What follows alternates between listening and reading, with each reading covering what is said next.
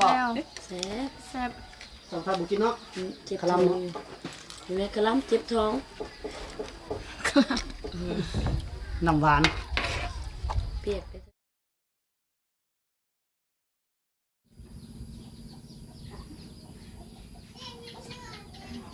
น้องสนสบายดี FC เนี่ยน้องสน สบายดี โอ้ยบ่ได้เห็นรถเรือนยังงามคือเก่าเนาะเฮ็ดยังมื้อนี้น่ะ กินข้าว ให้ได้จะว่าคือ1ข้าวสวยแต่จักโมงแล้วมัน11 โมงโล 2 โมง 10 บ่ายโมงย่าง มื้อเช้านี่บ่ได้1ข้าวบ่ โดย เป็นจังได ลืมมาเข้า ลืมมาเข้าเสร็จตายแล้วบัดนี้ไปอยู่เฮือนแม่ย่าสุดชื่อละจบขนาดเนาะ ลืมมาเข้าแม่ย่าแต่งมือเฮือนเสร็จแล้วแล้วเนาะน้องส่วนเนาะพอดีแล้วแม่ย่าจมเนาะเฮ็ดได้จังว่าลืมนอนเด็กบ่นอนฮะ นอน8 โมงก็ กัน ยันว่านอนเด็กแม่นบ่คาจะล้มผู้บ่าวจนลืมมาเข้าบ่ตอบแซดผู้บ่าวอยู่แม่นบ่บ่เนาะ ติ๊กต๊อก รูป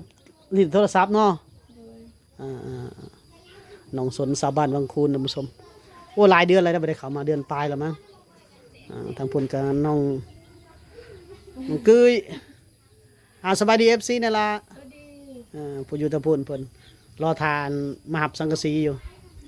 ทำเป็นกระสาวบุไทย ไหวเยอะ อืม ขอบคุณ ตอนเที่ยงเขากินข้าวยังมีแนวกินอยู่บ่มีหมกหุ่งตำกินอยู่บ่บ่มีหมกหุ่งแถวนี้ โดย ไปหาซื้อหมกหุ่งมาตำกินเพลนนะจะหน่อยเนี่ยหาแผนแนวกินได้กินตำหมกหุ่งแล้วมันแซ่บๆกินสมหลายๆคน แม่ตัวไปใส่ ให้เราไปยุ่งกันป่า ไปลินน้ำปลา โดย เพื่อนน้องสนนี่สมบูรณ์เฮ็ด ไม่ทันเลย เพื่อนน้องสนนี่บริเฮ็ดแล้วอันนั้นเนาะหน้ำหมอกหน้ำไม้ โดย ให้ก็บริเฮ็ดเนาะให้สวนเนาะ โดย เพิ่นมีแต่พอเพิ่นนี่ไป แก้พื้น แก่ฟืนรับจ้างแก่ฟืนให้เขาแก่ไม้แก่ตอกฟืนไม่ติ้วไม้ยังเขาโรงงานทานนะผู้ชมเอ้ยเพิ่นก็เป็นลูกสาวผู้เดียวเลยเนาะนี่แหละอย่างหนึ่งเขาเป็นเนาะเฮ็ดกินก็เป็นบ่ล่ะ เป็นได้หนึ่ง เป็นอันหนึ่งเนาะ โดย โอ้อายคิดว่าน้องสนนี่เอาผัวแล้วบ่วะดนเลยเด้ยังเนาะ โดย จะได้ผัวแล้วบ่ ฮะเดี๋ยวนี้คือว่าเต็มกว่าเก่าเนาะปีนี้มาปีนี้เต็มกว่า ขึ้นนะ เนาะตุ้ยขึ้นเนาะปีแตะก่อนตอนเฮ็ดห้องน้ำให้สาวนางนั่นจะจอยแหน่มาปีนี้เรางามขึ้นได้ปีนี้ได้เพิ่นก็ยังโสดคือเก่าเนาะน้องสนสะบ้านวังคูนเพิ่นท่านผู้ชมน้องเพิ่นยินว่ายังบ่อยากเอาผัวเนาะจักปีก็จังเอานะ 18 19 20 สำนั้นพุ่นเนาะ โดย เศร้าไปปลายพุ่นละมันจังบ่ทุกข์เอาแต่น้อยทุกข์ได้เนาะไปเฮ็ดไห้แล้วโตเฮ็ดไห้ก็บ่เป็นเฮ็ดสวนก็บ่เป็นนี่ให้กระเต็กแล้ว ลูกสาวผู้เดียว พี่แม่เรามีมือด้วยนะเพราะยังพอหันบ่ให้มือ อยู่พี่เลยเนาะ ยังพอเลย เอาผัวมาอยู่พี่ก็ได้บ่ กัน แล้วแต่เนาะเขาแต่งเมื่อสิได้เมื่อ ได้กันเอาคนล่าว คนลาวเฮาล่ะได้ กันอย่าทึ่งเขาสิ นึ่งข้าวตักน้ำให้อยู่เฮ็ดกินสำนี้ก็พอแล้วบ่ได้เฮ็ดไห้เฮ็ดสวนดอกเพิ่นว่า เขาเราตรวจจับเขา เขาแล้วก็คือว่า เรื่องบุหลายเนาะ โอ้ยจักคนกินก็ 3 4ทางลองน้อย 4 คน น้อยๆกินปั้นหนึงหมดบ่ 4-5 คนกินข้าวหาแซวแต่ผู้บ่าวบ่เห็นผู้บ่าวบ่ได้เด้อเจ้าเพิ่นน่ะ ว่ามาใส่เรา ผู้บ่าวไทยบ้านโอ้เจ้านี่ก็บ่ได้เห็นผู้บ่าวย่างกายแซวนี่แหละว่าแต่เขา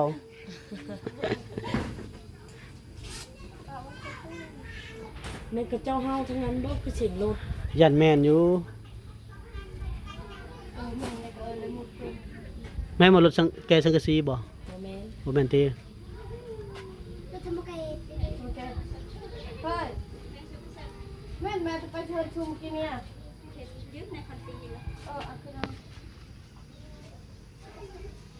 อา ซอยข้าวแล้วนี่ หอมๆสวยเขานะ เขาซื้อบ่ล่ะ แม่อ้าว บ่มีแล้วเขาให้เนาะบ่ได้เฮ็ดเองจักแต่แล้วพี่น้องแบ่งเขาให้กินเสือบ่จักหอมเขาอ่อน หอนเด้นี่นะ เสือก็มีประโยชน์ได้นอกจากใส่แล้วก็มาจับหูหมอนี่แหละ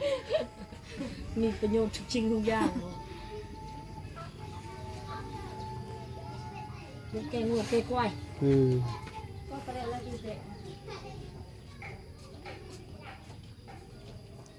ไปเขา3-4 คนกินย่านหดมื้อแรงพุ่นแหละเขานี่คือสิบ่ได้มาอีกแล้วเนาะ แล้วเลยแล้วนะกินข้าวเย็นอีกจาโดยเงดอีกเนาะ หาเปิดไหนหลังจากเยอะมันก็แหละแล้วเปิดเจ้าก็เลยไอ้เปิดในทีอ่ะ สาวไทยเอายังมาเนี่ย ปลาแดกหมึกเน่าน้ำหวานหาเจ้ามา มีอยู่เงินไปหน่อยให้อายเป็นไปซื้อกระทิงแดงกิน นี่ อันนั้นยังอายจะซื้อนะ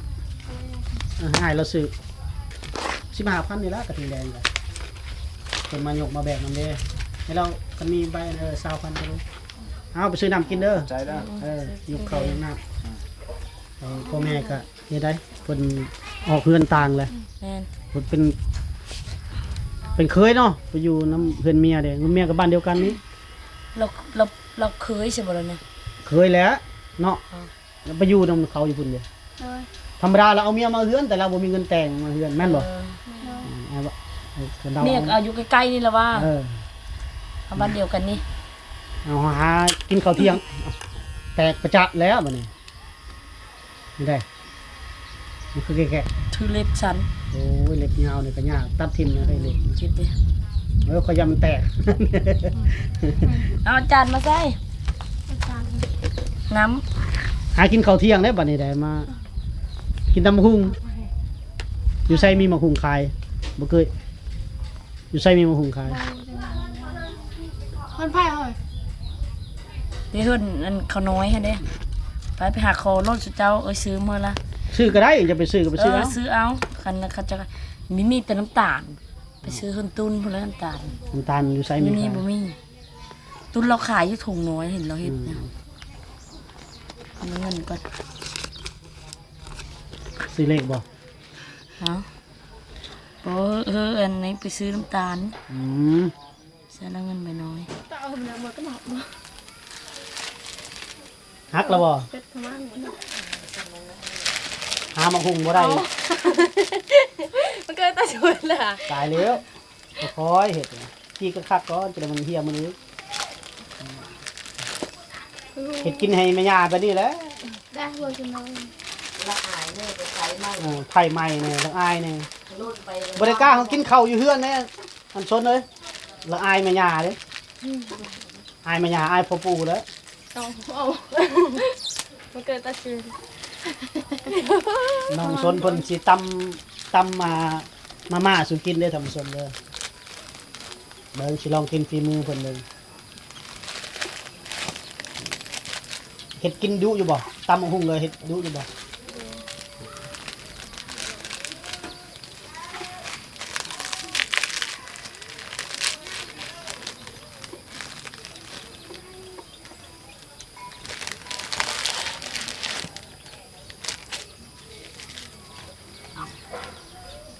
มันเคยได้เห็ดกินดูอยู่บ่นี่คือ โดย เห็ดกินยังเนี่ยเป็น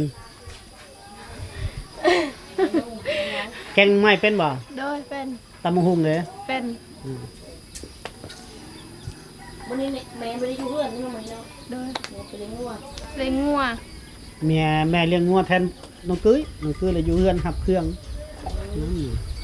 มืออื่นก็ไปต่อ อื่นก็ไปเลี้ยงงัวคืนบ่ โดย แม่เด้บ่นี่ ไปรับจ้าง ไปรับจ้าง จ้างหาอะไรมาขาย รับจ้างดำนาเด้ช่วงนี้ วันอะไรเปิดจ้างอยู่ดิด้านหน้า 150,000 น้องสนบ่ได้ไปบ่รับจ้างดำนา ไปไป ดำนาเป็นบ่ เป็นหนึ่ง เป็นอันหนึง ไปเก่งคือเขาว่าเขา5 คนแล้วก็ไปเขาบริหาร 150,000ก็โอเคอยู่ประมาณจักบาทอยู่ แล้วไปผสมเลย เป็นแบบรวม 200กับ12 250 บาทประมาณนี้วันละ250 บาทดำนาอยู่พี่อยู่เมืองเซโปนท่านผู้ชม น้ำต้มมันก็เฮ็ดน้ำสดเอาเจียวมีเทาะใส่บอกเป็นคนบ่เป็น พี่ลึกได้ตำเนาะเสียงคกเป็นเสียงตำคกขึ้นมาสะเนือนหมดบ้านของคุณนี่ เฮ็ดเป็นยากเลย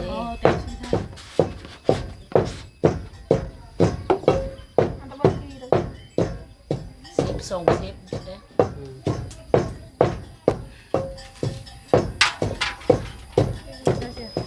พอแล้ว แปะ จะได้มันสิสม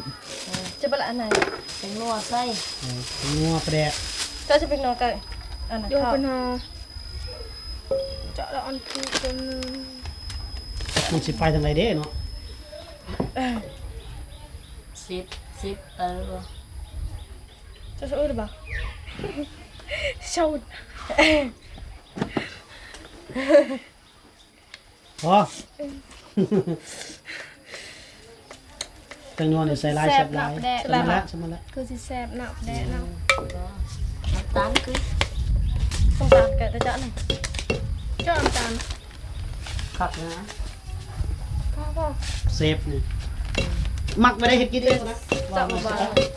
บางรสชาติได้ดิ มักเข้มก็เอาเข้มมักหวานก็เอาหวานส้มก็ส้มแล้วก็ซีบมั้ง เจ้าทางตะบันเลยนะป่ะ บ่เอาลงใส่โคกเลยแล้ว เนี่ยป่ะ เออว้าว เอียงง่ายกู พอเดี๋ยวซ้ำสกิน โอ้น้อง ได้บวก เฮ็ดบ่นี่เอา โคตรน้ำโมโคตรน้ำ แล้วก็อ่างมือกล่ำเอาแต่อีกอัน เฮ็ดเป็นแล้วเอ้ย บัดไปเฮ็ดกินให้แม่ย่านะบ่ล้ำแล้ว เจ้า แซ่บ พอ เซฟใหญ่เขาไปซอยได้บัดนี้เนาะเซฟใหญ่ก็บ่เข้ามาเฮ็ดเองอีก บ่อย่าให้น้องมันเฮ็ดเองเด้ บอกเขาเจ้าก็บ่ได้ค่อยดูตำบักหุ่งสึกเก่งอยู่ดอก เอาเลยเอาโอเคบัดนี้ คุกบาด ใส่จานเลย มากินนำกันเลย สิมาคนต้องไปกินน้ำร้อน ชาวพุทธายบ่กินบ่ แล้วว่าแล้วเจ็บท้อง เซฟกุยกับเซฟซนนี่เซฟหรือซับซนหรือแล้วล่ะบ่ เด้อ แล้วเลยเนาะ จะรับประทานแล้วบัดนี้ พอดอกกองบักใหญ่เนาะลึกเลยเขามีผักใส่ให้แซ่บ ผักบง FC มากินน้ำในน้องกุ้ยมาเด้อกินตำมีบัดนี้ มันเอามากินตามีเด้อ น้องซน มาเด้อกินตามี มีเลย ไปสาวงามบ้านวังคูนเฮ็ดสุกินได้อท่านผู้ชมตำมาม่าและบ้านเฮาก็เท่านั้นออกนะคะแนนว่าบ้านเฮาว่ามันเป็นตำมาม่าท่านผู้ชมเนาะมากินข้าวกับน้องๆเพิ่นท่านผู้ชมกินตำกินลิ้น แซ่บแล้ว แซ่บ แซ่บ สองท่านบ่กินเนาะ เจ็บท้องอยู่ในกระลำเจ็บท้อง น้ำหวาน เปียกไปเถอะ คือเปียกเป็นว่า เปียกไป เอาน้ำสดเนี่ยไป เปียกว่าเค็มมะลี มาเด้อท่านผู้ชมเด้อมากินตำมาม่าน้ำน้องๆเพิ่นบ่ได้เผ็ดติก็คือเคลื่อนเสียงสิสาดแหละ กับเผ็ดแน่หั่นนะ โอ้ตายรสจัดนะมาเห็นน้องๆเพิ่นโดดๆมายามเพิ่นนึง เค็มหมดเป็นไงใส่ เสร็จ ได้ แล้วเสือแต่บ่มีผัก มันผักแห้งแซ่บ ใส่ผักกะหล่ำอยู่นี่แหละแซ่บเลย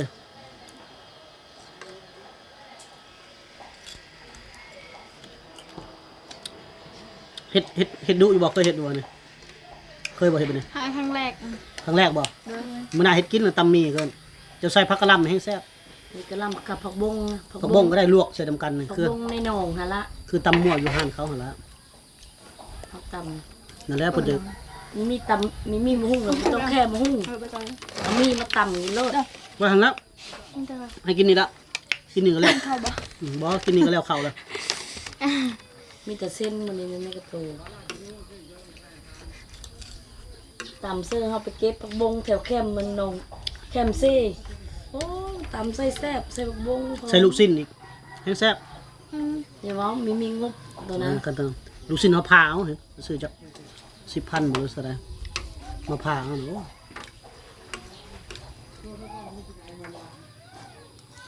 ผู้บ่าวมาลิ้นน่ะตำมีชุบบ่าวกินผู้บ่าวเลยซื้อมาคือตำเนาะ กูบ่าวมาแต่กระโตเศร้าแล้ว กินตำมีแล้วบ่ จะได้ผู้มักเนาะมาแต่กระโตก็ดีใจแล้วแม่นบ่ผู้มัก เห็นหลังคาเฮือนก็ดีใจแล้วนะอย่างใส่กันแม่นบ่ไอ้บ่าวโอ้เขามักผู้นี้เห็นหลังคาเฮือนก็เราอยู่เฮือนบ่เด้เนาะ เออ บ่าวนี่เด้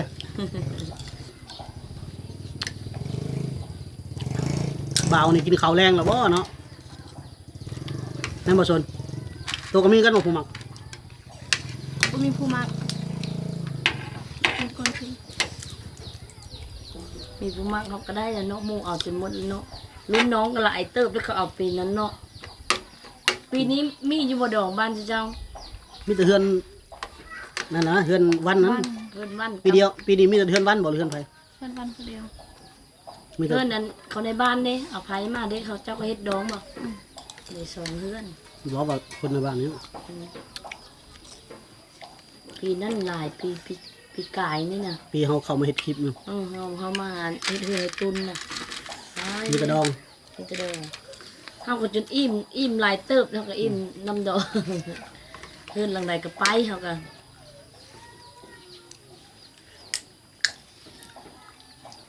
กินหมดเด้อ3 คน เสียดายเด้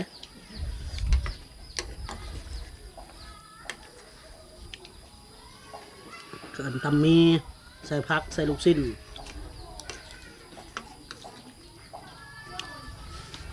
คิดว่าน้องกุ้ยเอาผัวแหละเขาได้โทรศัพท์นี่เขาได้แล้วผัวว่ะ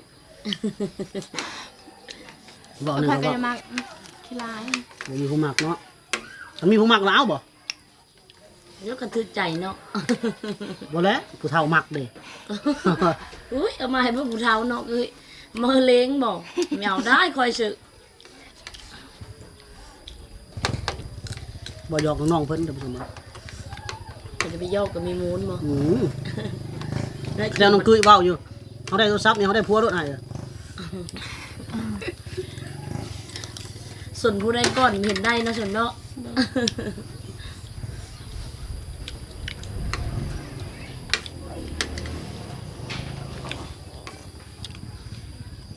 เบิ่งอายจะกินเฮหมด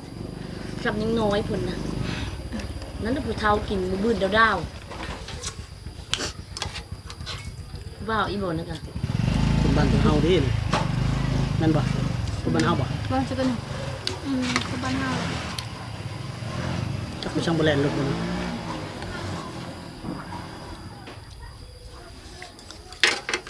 สดน้ำเฮานี่แม่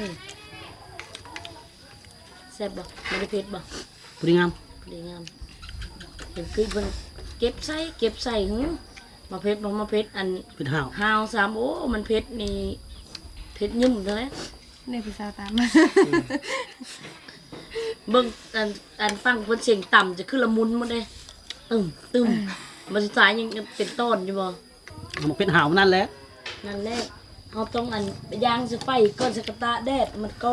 มื้ออื่นแล้วไปเลี้ยงงัวคือเก่าแล้วมื้ออื่นเนาะบ่อยู่แล้วมื้ออื่นลุยแล้วนะ นี่แหละแม่ ลุ เพิ่ ย น แหละ แม่รับจ้างเนาะคันนี้รับจ้างเพิ่นก็ไปหาหน่อไม้ขายบ่ ไปหาทำไมคาย ถือเขาไปนำเบาเลี้ยงงัว แต่ละขายเพชรปานลงที่ตกอันเพิ่นครัวอันสนเด้ เอานำเบิ้ลรถมาเอาโน่ กินอิ่มแล้วบาจอยนี่ท่านผู้ชมว่าน้องสนอิ่มหรือยัง อีกแล้ว กินให้หมดได้ คอยกินไปลิ้นนั่นแล้วเสียดาย มาเยี่ยมมายามน้องๆบ้านบางคูนก็พอได้มานั่งกินนั่งลิ้นน้องๆเพิ่นท่านผู้ชมเนาะนี่ก็น้องสนกับน้องเกยตำมาม่าสู่กินท่านผู้ชมเนาะแซ่บๆโดนๆได้กินน้ำเพิ่นเทื่อหนึงเอาล่ะ EP นี้เฮาจบไว้สมีก่อนเด้อท่านผู้ชมเนาะนี่ก็ ไม่บาง มาเยี่ยมมายามน้องเพิ่นท่านผู้ชมเนาะพบกันใหม่ใน EP หน้าส่วน EP นี้สบายดีน้องๆสบายดีเด้อ สวัสดี บ๊ายบาย